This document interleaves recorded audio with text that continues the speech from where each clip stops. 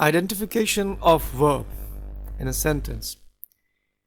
Verb एक open ended class है. इसमें भी बहुत से एक्शंस, बहुत से लोग, बहुत सी चीज़ें परफॉर्म करती हुई हमारी ज़िंदगी में शामिल हैं और इनमें हम उनको लिस्ट डाउन नहीं कर सकते.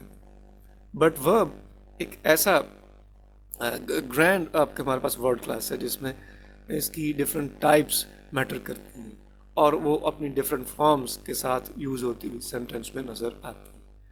सो अपने इस डिस्कशन में हम उनकी फॉर्म्स को भी रिव्यू करेंगे और उनकी अगर कोई सफिक्स की लिस्ट हमें जैसे कि रिक्वायर होती है अपने ओपन एंडेड क्लासेस के लिए तो वो भी हम नोट करते चले जाएंगे. So let's start it. सबसे पहले इसकी जो टाइप है जो हम डिस्कस करेंगे वो है एक्शन वर्ब. एक्शन वर्ब जो है ये आप इसकी प्लेस कहाँ हो सकती है. इसकी प्लेस क्या है, ये the first element of its of predicate. Sentence का जो प्रेडिकेट है, सेंटेंस के मेजर दो पार्ट्स हैं, एक सब्जेक्ट और दूसरा प्रेडिकेट. और इसमें प्रेडिकेट का जो फर्स्ट आपका वर्ड होगा जो वो आपका एक्शन वर्ब कहलाता है. इसमें ये सेंटेंस में एक्शन की परफॉर्मेंस को शो करते हैं. मेजर इनका फंक्शन यही है. सिंपल जेनरिक से एग्जांपल है, जावेद सिंग्स अ सॉन्ग. इसमें जावेद आपका सब्जेक्ट है और सिंग से लेकर सॉन्ग तक का जो आपका पार्ट है सेंटेंस का, ये आपका प्रेडिकेट है. और इस प्रेडिकेट का फर्स्ट वर्ड जो है वो आपका एक्शन वर्ब है.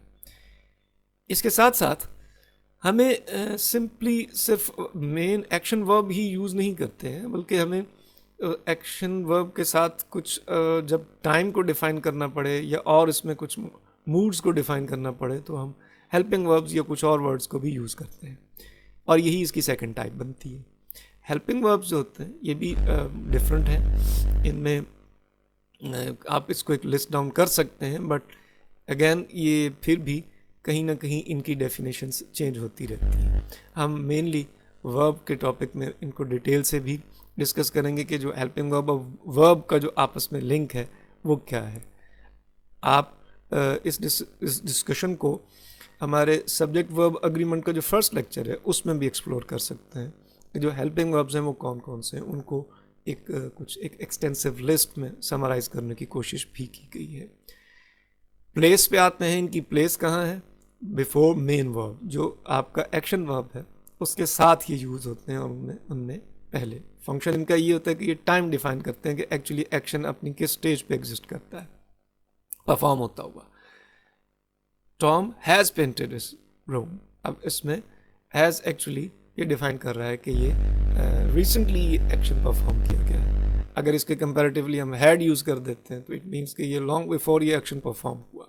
सो ये टाइम को डिफाइन करते हुए नज़र आते हैं हेल्पिंग वर्ब्स और ये मेन वर्ब के साथ यूज़ होते हैं. अगेन हम ये भी कह सकते हैं कि ये प्रेडिकेट में ही फॉल करते हैं बट प्रेडिकेट का जो फर्स्ट वर्ड है वो आपका कभी हेल्पिंग वर्ब भी हो सकते हैं बट वो वर्ब ही कहलाते हैं तो वो वर्ब ही. अगर हेल्पिंग वर्ब यूज़ होगा तो फिर वो इसको हम प्रेफरेंस दे देंगे. नेक्स्ट मॉडल वर्ब्स आ जाते हैं. ये मूड्स को डिफाइन करते हैं. इनकी भी लिमिटेड फॉर्म्स हैं. इनकी भी लिस्ट डाउन हम इनको कर सकते हैं और वर्ब के टॉपिक में हम इनको डिटेल से शेयर भी कर देंगे. और इसमें क्या है जी, इसकी प्लेस अगेन इसकी भी प्लेस वही है जो हेल्पिंग वर्ब की है. ये मूड्स या आपके माइंडसेट को डिस्कस करते हैं कि कहाँ पर आप किस एक्शन को किस माइंडसेट से परफॉर्म करने जा रहे हैं या आपको इस मामले में क्या आपके पास अवेलेबल ऑप्शंस हैं. You may leave this room. अब इसमें लीव मेन वर्ब ठहरा और इसके साथ जो है वो इसको जो इसके मूड को डिफाइन करेगा कि ये एक्शन कैसे परफॉर्म किया जा रहा है. तो ये मे को हम यूज़ कर रहे हैं. अगर हम यहाँ शुड यूज़ कर देते हैं या हैव टू यूज़ कर देते हैं तो उसमें उसका माइंडसेट डिफरेंट हो जाएगा. एक्शन के बारे में जो आपकी प्रेफरेंस है, जो आपकी तरजीह है कि इस एक्शन को कैसे किया जाए, वो चेंज हो जाएगी. And that depends on our modal verbs.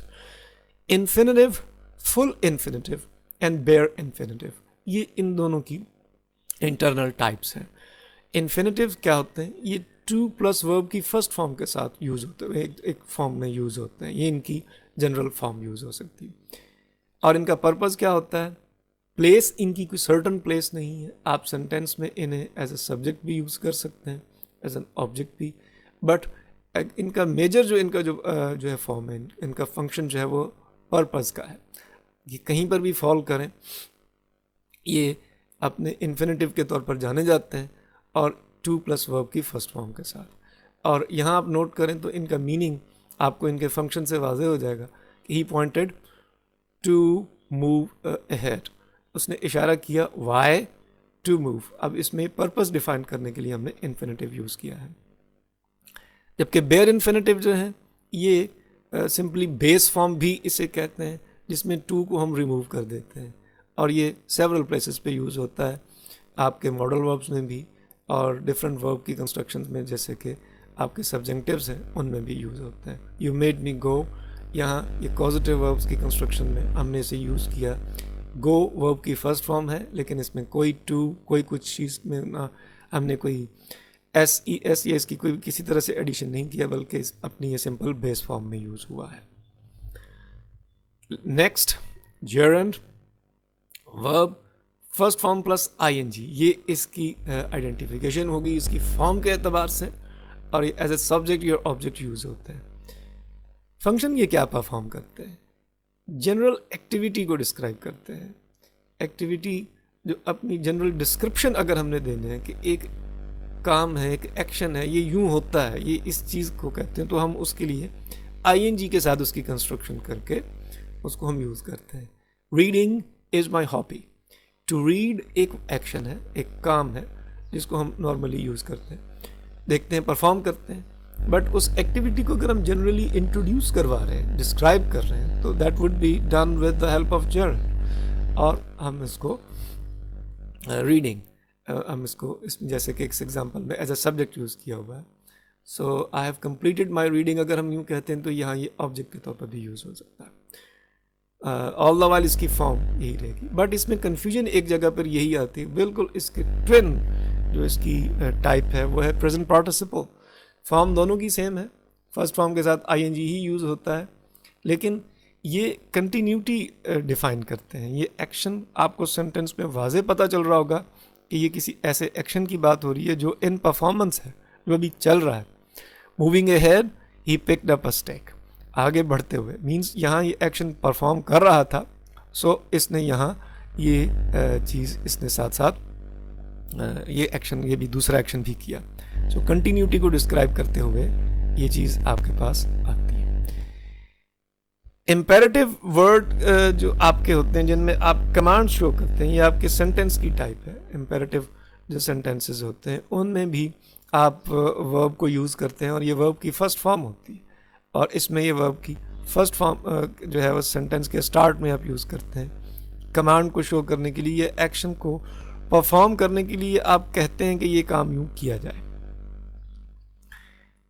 Singh of the days that are gone by, so इसमें सिंग जो है वो एक्चुअली आपका इम्पेरेटिव सेंटेंस है जो जिसको स्टार्ट कर रहे हैं, और उसका ये फर्स्ट एलिमेंट जो है वो वर्ब है जो अपनी फर्स्ट फॉर्म में यूज़ हुआ है।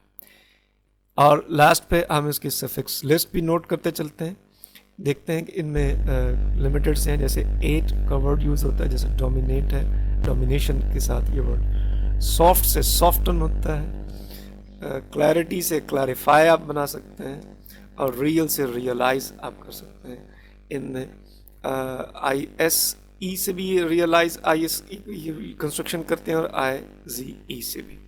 याद रहे कि दोनों में ब्रिटिश और अमेरिकन का डिफरेंस है। इंग्लिश की इनमें प्रेफरेंस ISE की कंस्ट्रक्शन जो है वो ब्रिटिश में होती है, जबकि IZE अमेरिकन इंग्लिश में मेजरली फॉलो किए जाते हैं।